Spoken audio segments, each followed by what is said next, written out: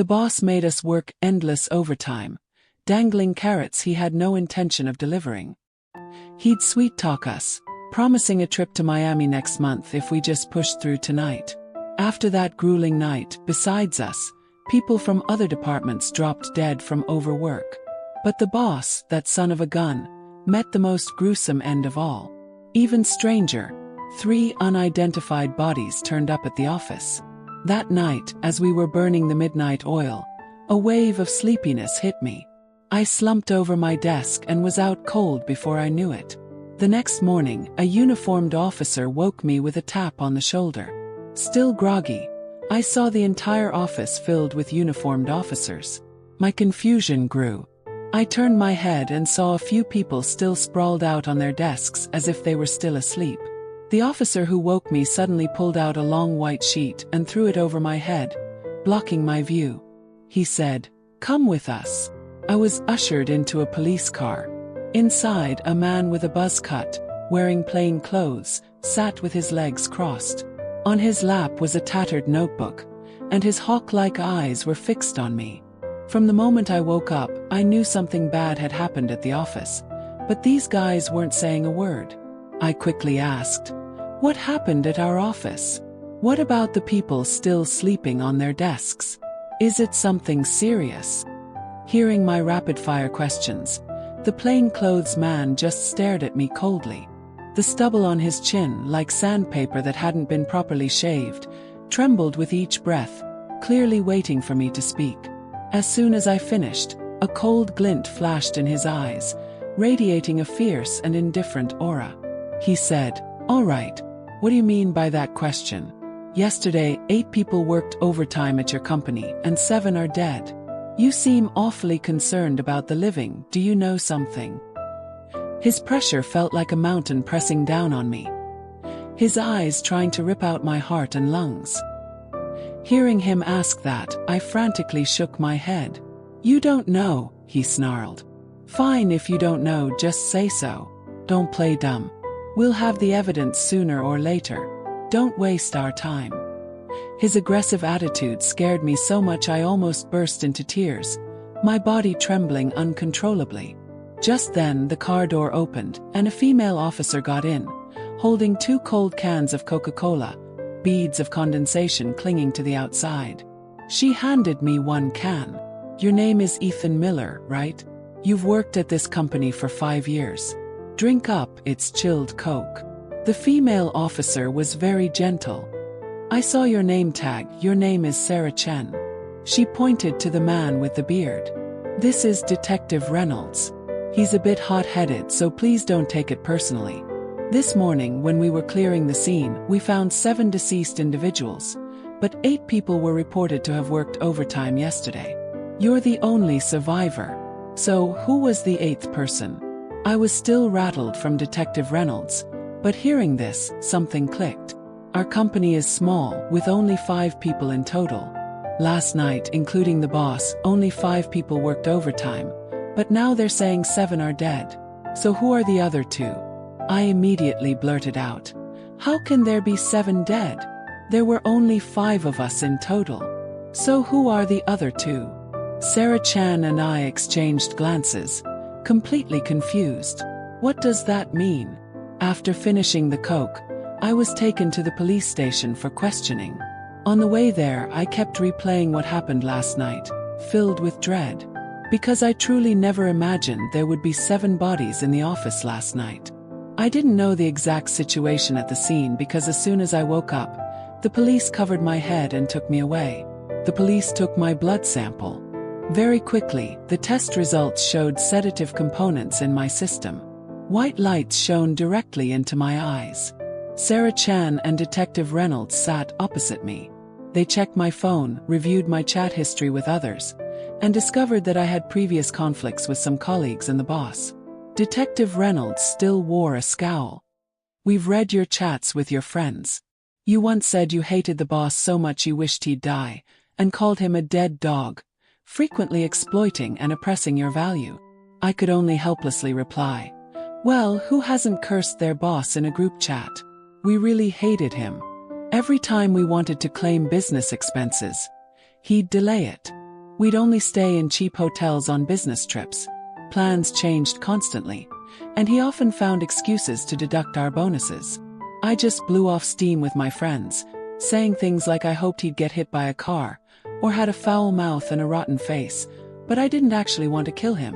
Chen smiled and said, "There are quite a few such comments online. Sometimes that's exactly the clue to solving a case." I nodded and said, "I'll be careful next time." Then I added, "But this isn't clear evidence, is it? I only hated him, I didn't want those other people to die too. Besides, our office has cameras, right? Couldn't you just extract the footage to check?" Detective Reynolds angrily retorted, "All the cameras on your company floor were removed beforehand. Someone clearly intended to commit murder. So how do you explain these conversations? On March 28, 2025, you complained that the boss secretly reported your laziness to superiors, and said you wished he'd die quickly and be reincarnated as a loudspeaker so he wouldn't have to be sneaky anymore. On June 5, 2025, you again said he used your computer to order food without paying, and cursed him as a thick-skinned bastard who deserved to be shot." I started to feel awkward. Indeed, I often vented my frustrations on social media or in conversations with friends. Chen sat with her arms crossed, listening, a faint smile always on her face. "Mr. Miller, it seems you have a lot of resentment towards your superiors." Detective Reynolds then pointed a finger at me. "You show many signs of having an antisocial tendency." I quickly cried out in protest. "I'm really enthusiastic. I used to be a very passionate and warm-hearted person, a righteous young man. It's only after working for a long time that I've become someone who complains a lot, whines and says bad things, but I'm not some kind of antisocial person." I quickly explained, "I just vent my emotions, talking nonsense with friends, it doesn't mean anything." Detective Reynolds looked me straight in the eye and said, "You keep saying you don't know what happened last night, so tell us exactly what happened last night." I took a deep breath and began to recall. "Yesterday at 5 p.m. I was getting ready to leave when the company boss called me back and told me to work overtime. We've been pursuing this project for half a year, with an estimated profit of about $700,000. It's the biggest project the company has. The boss demanded that we finish the preliminary plan urgently that night." I paused for a moment and continued. "During that time I stayed in one spot, didn't go anywhere, just focused on finishing the work at hand. Around 7 p.m. the boss was very generous, giving each of us $50 for dinner, telling us to order food. Normally he's very stingy, rarely spending like that." Detective Reynolds looked up and asked, "So the food you ordered was from the same restaurant?" I answered, "Initially we thought about ordering from the same place to save on delivery fees, but the boss was picky, wouldn't eat cilantro, wouldn't eat tofu, which annoyed everyone, so we finally decided everyone would order their own dish." Chen glanced at Detective Reynolds. "So all the food was delivered by the same person?" Yes, the same delivery guy brought it." Chen then asked, "Besides that food, did you eat anything else?" I shook my head but then suddenly remembered something. "Oh right, around midnight the boss bought bubble tea for everyone. But I have high uric acid so I didn't drink it, and I think the boss didn't either." Detective Reynolds nodded. "So that means you didn't eat or drink anything else besides that food. But tests show each of you had sedatives in your blood." "Really, we didn't eat anything else, didn't drink anything strange." Chen scratched her head, muttering, "That's odd, didn't eat anything else but had sleeping pills in their system." I seemed to realize something. Could someone have secretly put something in the food? "That's possible, but you said you didn't leave your desk." I nodded. "Only for a moment, when the boss called me into his office for a private chat. I left my spot for about 10 minutes. So the perpetrator could have used that time to act," Chen continued, but Detective Reynolds interrupted. "Or you acted yourself and set up a diversion to mislead us." I angrily retorted, "I don't even know how they died. As soon as I woke up, you guys covered my head and dragged me away. Now you're trying to pin the crime on me. I'm going to sue you guys." Detective Reynolds sneered. "You want to know how they died? It's simple, we're preparing an impromptu interrogation for you to find out what really happened." After all, you're currently suspect number 1. And I think you're smarter than we gave you credit for. He spoke as if complimenting me, but I didn't feel happy. It was clear that in his eyes, I was already the culprit. I hastily explained. I repeat, their deaths have nothing to do with me. I am completely a victim. Chen handed me a few photos. These are pictures from the scene today. The 7 deceased look like this. I took the photos and almost gagged at first glance. Normally I'm a coward. I don't even dare watch horror movies. But now my colleagues, with whom I'd worked day in and day out, appeared in gruesomely explicit death poses. Even though it was just photos, my heart pounded, wave after wave of fear and numbness washing over me. In the pictures, they all lay face down on their desks, their death postures clear and undisguised. One person had deep marks on their neck, clearly strangled to death. And the boss's death was even more horrifying. He had several stab wounds on his body, and his face was covered with random slashes, like a torn piece of fabric. But I didn't recognize the other 3 bodies at all. They lay quietly on the floor, 2 women, 1 man, looking completely unfamiliar, never seen before. Looking at those photos, I felt a wave of nausea, my stomach churning, and then I dry heaved right there. Chen stepped closer, patting my back gently. You say they died while you were asleep, so who are the other 3? Detective Reynolds's face was grim. We've checked, you have sleeping pills in your system, but the concentration isn't high. If there were any sounds around, you would definitely wake up. Yet you claim you don't know anything. He continued to deduce. According to the file, you already had a grudge against the victims. We checked your phone and found that last night you had a date with a girl to confess your feelings, but you stood her up. She sent you a rather harsh message back. Could that have provoked you to kill? I shook my head. No, I didn't. I've been planning to quit for a long time. I didn't hate him that much. I just wanted to leave. Didn't want to see his face anymore. Oh, so you wanted to quit? Detective Reynolds sneered. But aren't you stuck? The end of the year is approaching. Last year you also told your friends you would quit, but you still haven't. It's getting more and more frustrating, more and more oppressive. Your mental state is becoming more and more strained, isn't it? He spoke until I could only sigh and explain. It's true that I'm under pressure. I've also sent out job applications to a few places but haven't heard back from anywhere, so I had to stay. But it's true I've wanted to leave for a long time. But pressure isn't a reason to kill someone. You have no motive to kill, so why are you the only one alive while others are dead? Moreover, when they died, you didn't hear anything. Hearing Detective Reynolds say that, I suddenly remembered something. I think I saw something. At that time I was half awake, half asleep. It felt like a dream. Someone walked in, I thought it was a dream. You saw who? Chen and Detective Reynolds immediately widened their eyes, looking at me. I tried to recall, then looked at the photos again. At first I thought I was dreaming, but looking at these pictures, I'm sure I wasn't dreaming. I really saw that person last night. Detective Reynolds began to lose patience, pressing urgently. So what did you see exactly? Don't be vague. I recalled the scene from last night. In my dream I was still working overtime and someone called me. Ethan. I stood up and suddenly there was a flash of lightning. In the light from the lightning I saw someone stabbing the boss. He cried out in pain. Ethan, save me. The person in the black raincoat, holding a knife, unhesitatingly stabbed him straight in the stomach. He staggered towards the office. In my dream, I felt a sense of schadenfreude. Finally, that bastard was getting his comeuppance. Then the person in the black raincoat stood up. I briefly saw his face. It seemed I knew that person. He looked at me and then walked towards the door. His footsteps were very strange. I saw him leave, but I didn't think much of it because I thought I was just dreaming. Then I went back to sleep. After I finished telling my story, Chen and Detective Reynolds' expressions changed, and they began to look at me with less friendly eyes.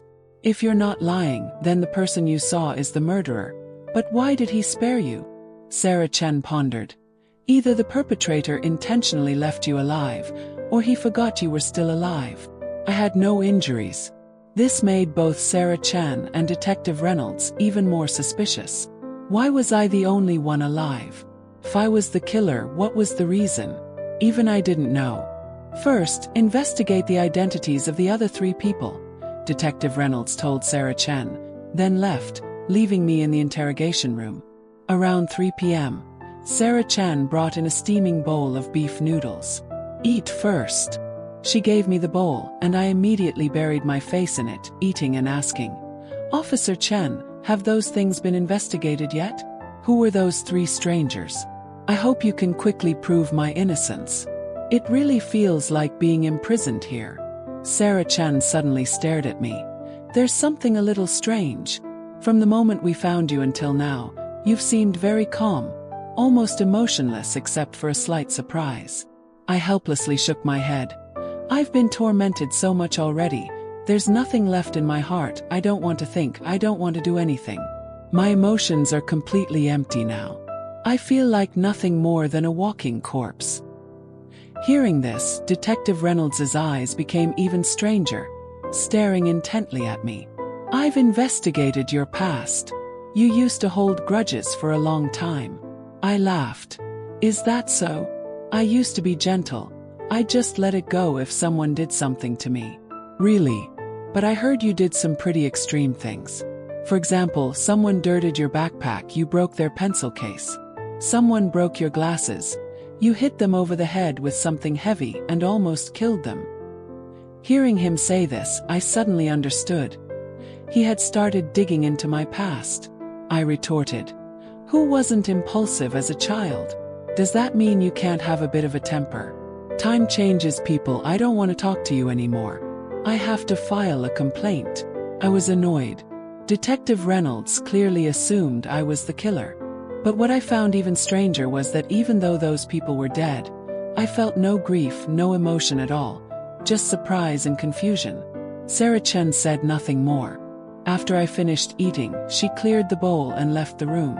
I remained seated, continuing to try and recall what happened last night. What exactly caused my colleagues to die? Was the person I saw that night the real killer, or just an image in a dream?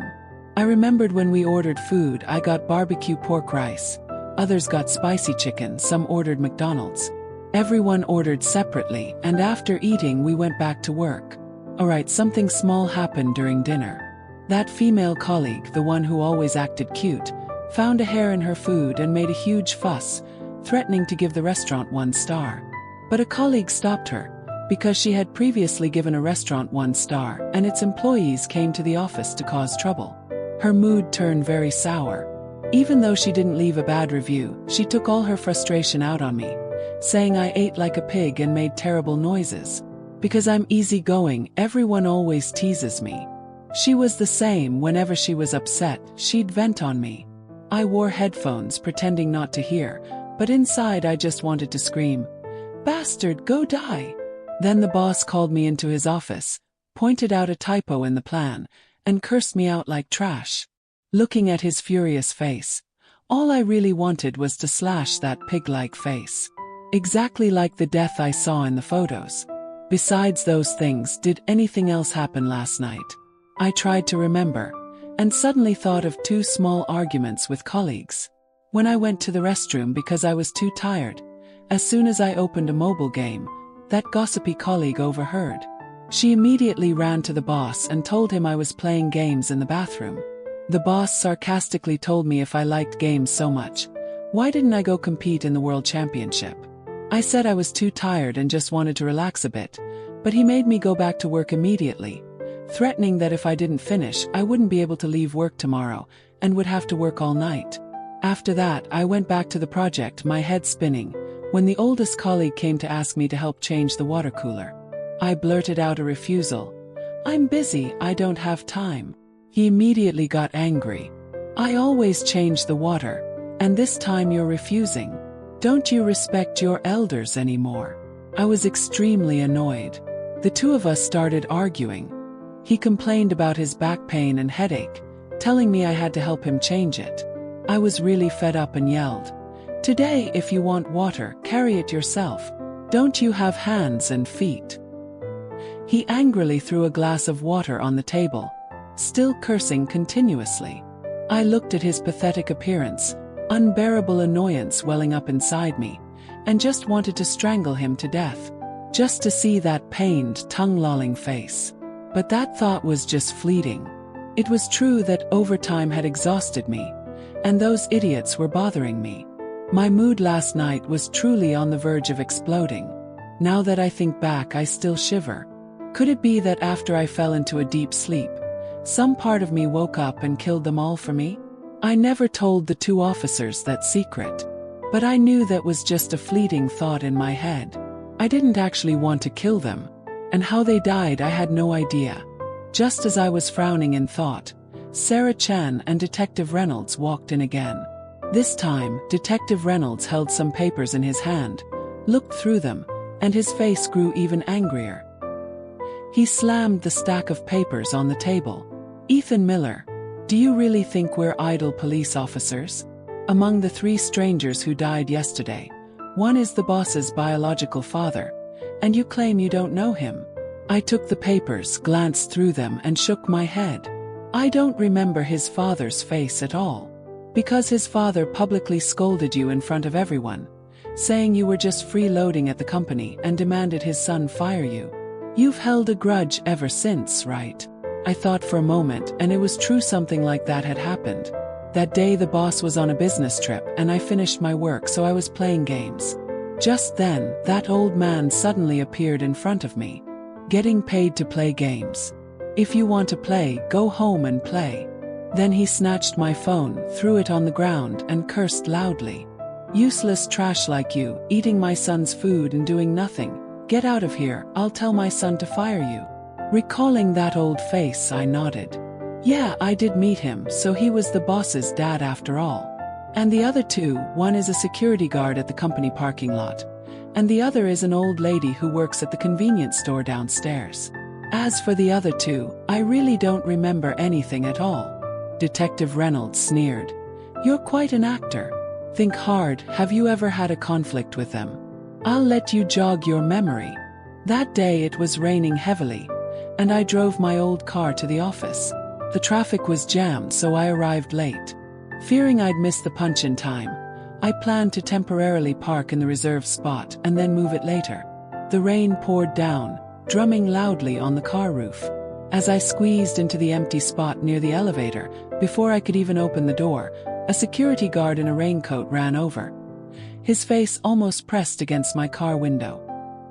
He pounded on the window, yelling loudly, "This is a reserved spot, who told you to park here? Move your car immediately."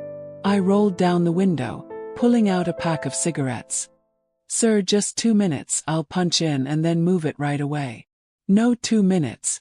If it's a reserved spot, you can't park here." As he yelled, rainwater dripped from his greasy hat brim onto his face. One hand was already on the rubber baton at his hip, his eyes gleaming with the arrogance of someone with a small amount of power who loved to abuse it. He even threw my pack of cigarettes on the ground.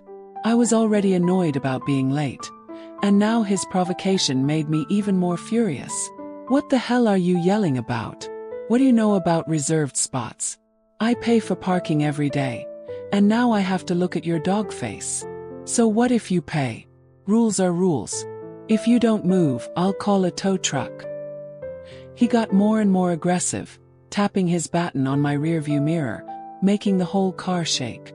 Looking at his distorted face in the rain, I really just wanted to stomp on the gas and run him over, send him flying like a piece of trash.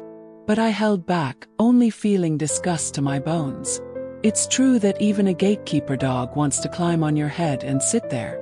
And the old lady at the convenience store on the ground floor. That afternoon, working overtime, my stomach growled with hunger, so I quickly went down to the company cafeteria to grab something to eat. It was exactly lunchtime, the place was packed, and the smell of sweat mixed with food made me feel faint. I finally managed to get in line, and then a large woman blocked my way. I recognized her as the owner of a convenience store nearby. I said, "Please get in line." My voice wasn't loud but clear enough to be heard. She spun around, scanning me from head to toe. Her slanted eyes filled with disdain. "What are you yelling about? Can't you see I'm busy? I'm in a hurry. Am I supposed to stand here and wait until I die?" Her mouth spewed saliva mixed with sweat, almost hitting my face. "Nosy brat, serves you right to be hungry." The surrounding diners looked at me with eyes that were both curious and cold, like needles pricking my back. Hungry, humiliated, cursed at as if someone had poured gasoline on my head and set it on fire. I stared at her oily face, at her obese mouth spewing venomous words, and in my head, I had only one insane thought. Kill her so that foul mouth would never open again. Damn it, what even are these people? Thinking back, I didn't deny it. Detective Reynolds nodded. "It's possible that due to exhaustion from overtime, your mind was disoriented, so you didn't recognize them." Detective Reynolds stared at me intently. "You've had conflicts with them, and you're the only one who survived at the scene. Now you're the biggest suspect, and the deceased are definitely connected to you." I protested indignantly. "Officer Reynolds, didn't you say before that you're crazy? You really do hold stubborn prejudices." Detective Reynolds gritted his teeth. "Someone like me becoming a police officer is truly a misfortune for ignorant people like you. But I've never been wrong. Harmless-looking people like you can be more brutal than anyone else. I've never been wrong." His eyes seemed to pierce into my soul.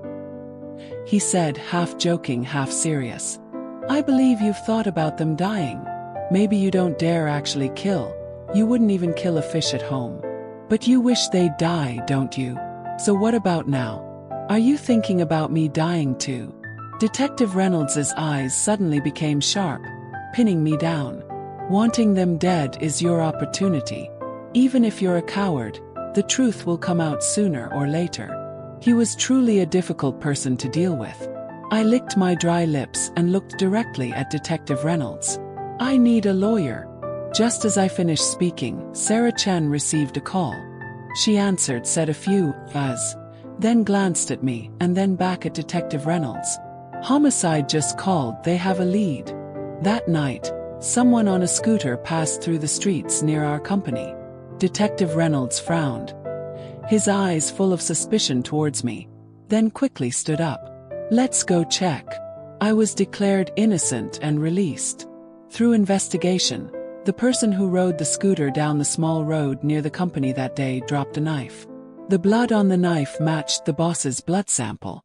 I hadn't paid any attention to the case, but the police quickly identified the culprit as a delivery driver. When I saw the delivery driver's face, I was still confused. It wasn't until Sarah Chen came to find me, explaining the details of the case, and adding that Detective Reynolds had even officially apologized to me for suspecting me, that I understood everything. Sarah Chen said, "I'm sorry. Detective Reynolds is a bit busy. He asked me to apologize on his behalf. Anyway, this case has nothing to do with you anymore." I just gave a faint smile. "It's okay, just a misunderstanding." At that time I was the only survivor, so it's normal for people to be suspicious. There are still people online who say I'm the killer, you know. People only believe what they want to believe, not the truth, Sarah Chen comforted. I sighed. "Too bad I can't find a job anywhere now. Those other companies all think I'm bad luck. They kicked me out. Now I can only apply to be a security guard in a residential area." Sarah Chen seemed regretful and continued, "The origin of this case is actually quite strange."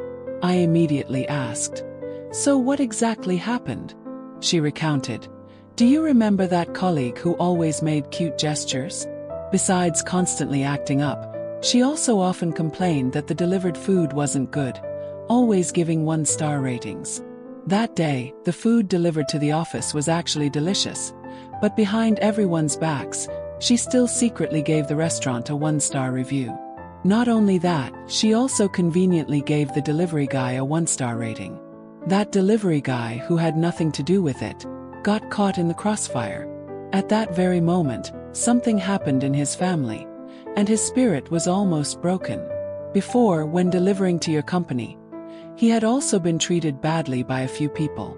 And that night, when he came to the office to deliver bubble tea, filled with anger, he put sleeping pills in the tea. At that time, you were called into the boss's office and scolded, so you didn't see him. Therefore, you didn't see the others drink the bubble tea. The older colleague urged you to change the water cooler. The delivery guy didn't say anything but helped everyone change it, but he also put drugs in the water cooler. His goal was just to make everyone fall into a deep sleep. The boss didn't drink the bubble tea, but he did drink the water from the cooler. It didn't stop there. After drugging the employees in the company, he continued to target two other people. One was the company's security guard, who had caused him trouble many times, cursing him and forcing him to move his scooter every time he delivered, disrespecting him. The other was the owner of the convenience store downstairs. He bought goods and paid in full, but she still accused him of stealing, demanding proof. The anger accumulated to the extreme, and he decided to seek revenge. First, he pretended to need to check the wiring in the company, called the security guard up, and then suddenly strangled him to death. Next, he used the excuse of needing to collect cardboard boxes, called the store owner up to the office, and then killed her. After that, he put on a raincoat and returned to the office to deal with those who had taken the sleeping pills. He dealt with your colleagues one by one, then the boss. His hatred for the boss was even deeper. Before, the boss had hit him with his Mercedes and then called him blind, even demanding compensation. When the traffic police arrived, the boss even spit in his face, calling him a fraud and a poor wretch. The hatred festered in the knife-wielding hand, and he went insane, stabbing the boss multiple times.